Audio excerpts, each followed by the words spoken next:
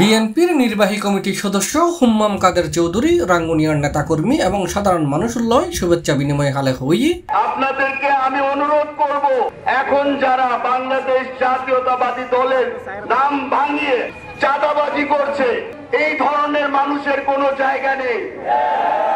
আগস্টের 10 তারিখ শনিবার সাবেক রাষ্ট্রপতি শহীদ জিয়াউর রহমানের প্রথম মাজার জিয়ারত এবং রাঙ্গুনিয়ার জনগণের দেখা করতে এলে তিনি রোয়াজারাডানাজি এসব হতা হই।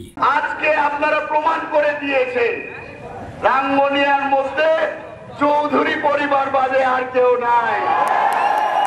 শহীদ সালাউদ্দিন কাদের চৌধুরী আজকে জীবিত থাকতো তাহলে বুঝতে পারতো রাঙ্গুনিয়াবাসী তাকে কতটা ভালোবাসে। আপনাদের দিকে দোয়া নিয়ে যাচ্ছি, আশা করি আবারও শিগগিরই দেখা হবে।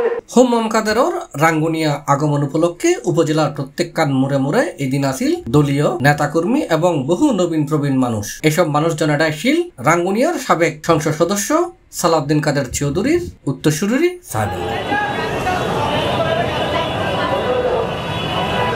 এদিন হুম্মাম কাদের সকালের দিকে রাজনতুন রাঙ্গুনিয়া রানীরহাট দিয়ে ঢুকতেই তারে ফুল দিয়ে স্বাগত জানাই বিএনপি যুবদল ছাত্রদলের কয়েক সহস্রাধিক নেতাকর্মীও। এরপর তিনি ইসলামপুরের গাবতলয়ের ধামারহাট, শান্তিনিকেতন, মরিয়মনগর, চৌমোহনী, লিচুবাগান, রোয়াজারহাট, ইসাখালী, গুসরা, দক্ষিণ রাঙ্গুনিয়ার ফদুয়া সহ বিভিন্ন বাজার প্রদক্ষিণ করছি এবং এসব স্পটত নাচি বক্তব্য রেখি সাধারণ মানুষজনের উদ্দেশ্যে।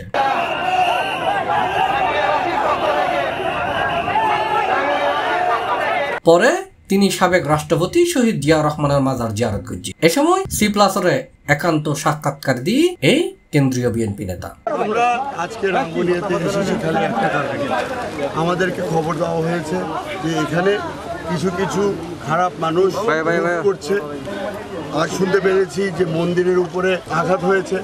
আমরা মানুষদেরকে এখানে আমাদের হিন্দু ভাইদেরকে জানাতে এসেছি যে এখানে এই ধরনের মানুষের রাঙ্গুনিয়াতে কোনো জায়গা।